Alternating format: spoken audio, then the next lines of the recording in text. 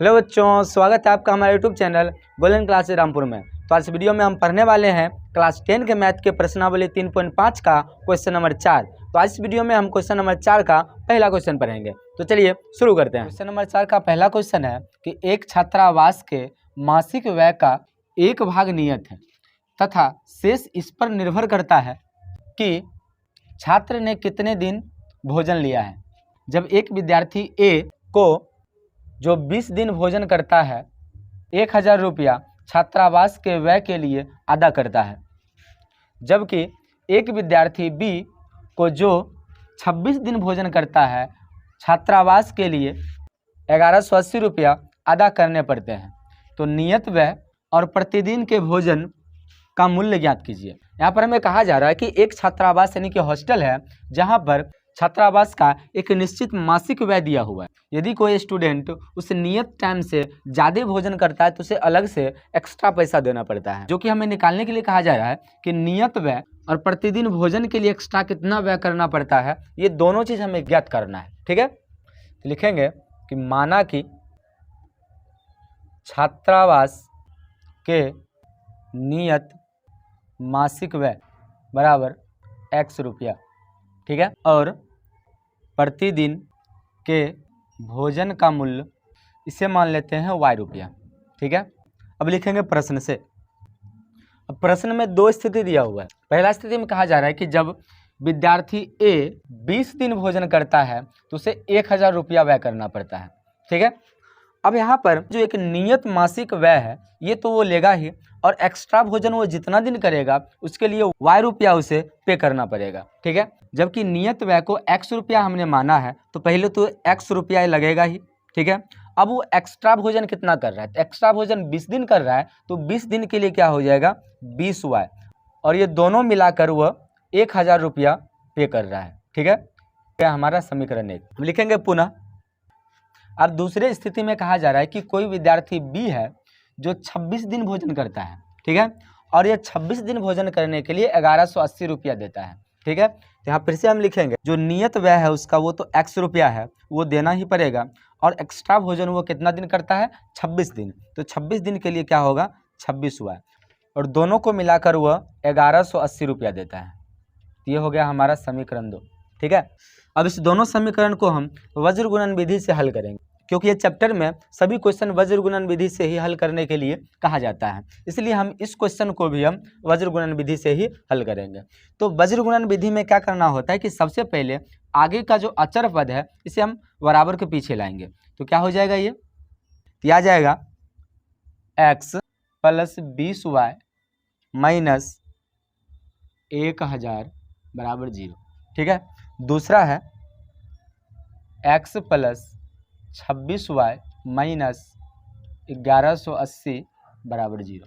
ठीक है, तो वज्र गुणन विधि के लिए हम यहाँ पर लिखेंगे वज्र गुणन विधि से। वज्र गुणन विधि का सूत्र क्या होता है, हमने पिछले वीडियो में पढ़ा था कि वज्र गुणन विधि का जो सूत्र होता है उसके लिए आपको 3 पॉइंट याद रखना है, BC, CA और AB। इन तीनों पॉइंट से हम इसके सूत्र को बना सकते हैं। तो जैसे कि पहला पॉइंट जो है उसको हम x के बट्टा में लिखेंगे जो कि है BC, तो यहाँ लिखेंगे BC माइनस BC। ठीक है, बराबर, फिर CA है इसे हम y के बट्टा में लिखेंगे, y के बट्टा में CA माइनस CA बराबर, और अंतिम जो AB है इसे 1 के बट्टा में लिखेंगे AB माइनस AB। ठीक है, और यहाँ के बाद दो संख्या याद रखना है 12, 21। पहले पद में हमेशा 12 रखना है, दूसरे पद में 21 रखना है।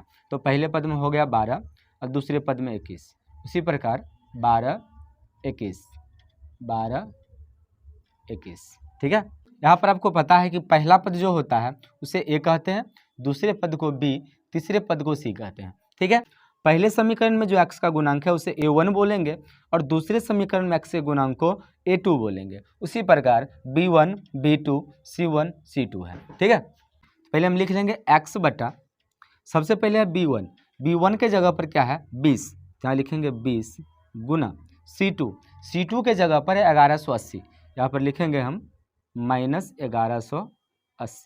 ठीक है, माइनस B2, B2 का मान है 26, यहाँ लिखेंगे 26 गुना C1, C1 का मान है माइनस 1000, यहाँ लिखेंगे माइनस 1000। ठीक है, बराबर। अब यहाँ आ जाएगा y बटा, अब y के नीचे क्या लिखेंगे, C1 का मान हमारे पास है 1000, माइनस 1000 यहाँ लिखेंगे, गुना A2 का मान है 1, यहाँ लिखेंगे 1, माइनस C2 का मान है माइनस 1100, क्या आ जाएगा माइनस 1180, ठीक है, गुना A1 का मान है 1, यहाँ पर लिख देंगे 1, ठीक है, बराबर 1 बट्टा, अब 1 बट्टा में फिर से लिखेंगे A1 का मान है 1, गुना B2 का मान है 26, माइनस A2 का मान है 1, गुना B1 का मान है 20, ठीक है। अब इसे सॉल्यूशन करेंगे तो क्या आ जाएगा, ये x बटा, अब ये 20 को 1180 से गुना करेंगे तो सबसे पहले 0 को हटा लेंगे। आपको पता है कि 0 वाला जब गुना करते हैं तो हम क्या करते हैं, 0 को हटा करके जो संख्या है संख्या से गुना करते हैं। तो 2 को 8 से गुना करेंगे, 8 दूना 16 का 6, बाकी 1, 11 दूना 22, अब 22 एक 23, ठीक है। अब ये 2 0 को जो हटाए थे दोनों 0 यहाँ रख देंगे, और यहाँ पर देखिए माइनस लगा हुआ है, हमें इसमें माइनस देना होगा। अब ये माइनस माइनस हो जाएगा प्लस, तो 26 को 1000 से गुना करेंगे तो आ जाएगा 26000, ठीक है, बराबर y बट्टा, अब यहाँ देखिए 1000 को 1 से गुना करेंगे तो ही रहेगा 1000 ही, ठीक है, फिर ये माइनस माइनस हो जाएगा प्लस 1180, ठीक है, बराबर 1 बट्टा 26 से कम 26 माइनस 20 से कम 20, ठीक है। अब इस दोनों को माइनस करेंगे तो क्या आ जाएगा, ये x बटा, अब देखिए यहाँ पर 26000 है और 23600 है, तो माइनस करेंगे सबसे पहले 2 0 2 0, डबल 0 ही होगा, ठीक है। अब यहाँ देखिए 0 में से 6 माइनस होगा तो कितना आ जाएगा, 10 में से 6 माइनस हो गया तो हो जाएगा 4, अब ये हो गया 5, 5 में से 3 माइनस हुआ क्या गया 2, ठीक है। अब ये 2 2 तो माइनस हो जाएगा, ख़त्म।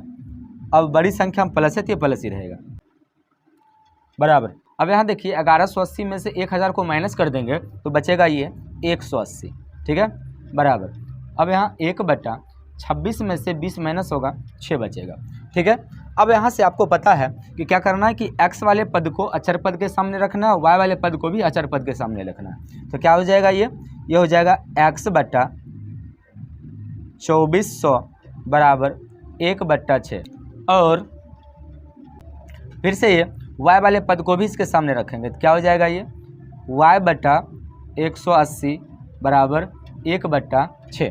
अब यहाँ देखिए 6 से ये दोनों को हम काट सकते हैं, 6 चौका 24, ठीक है, और 2 0 को हम ऐसे रख सकते हैं, ठीक है। फिर यहाँ भी देखिए 6 से 18 कट जाएगा, 6 तिया 18 और 0 ऐसे रख सकते हैं। अब इसे हम आगे लिख लेंगे। अब यहाँ देखिए x को जब 1 से गुना करेंगे तो x से कम x, ठीक है, और फिर 400 को 1 से गुना करेंगे तो 400 को 400 एकम 400, ठीक है। और अब फिर से देखिए यहाँ देखिए 1 बचा था तो y को 1 से गुना करेंगे तो y एकम y, ठीक, और फिर से 30 को 1 से गुना करेंगे 30 एकम 30, तो x का मान हुआ 400 और y का मान हुआ 30। मतलब कि x का मान हम किसको माने थे, x माने थे हम नियत व्यय को। नियत व्यय जो है वो x है, मतलब कि नियत व्यय 400 रुपया हुआ, और प्रतिदिन भोजन का जो व्यय था वो y था, जो क्या आया 30 रुपया आया, ठीक है। तो ये हो गया हमारा आंसर, ठीक है। आपको वीडियो कैसा लगा हमें कमेंट में ज़रूर बताइए, और यदि आपको वीडियो पसंद आया वीडियो को लाइक करें, और हमारे चैनल पर नए हैं चैनल को सब्सक्राइब जरूर करें। Thank you for watching.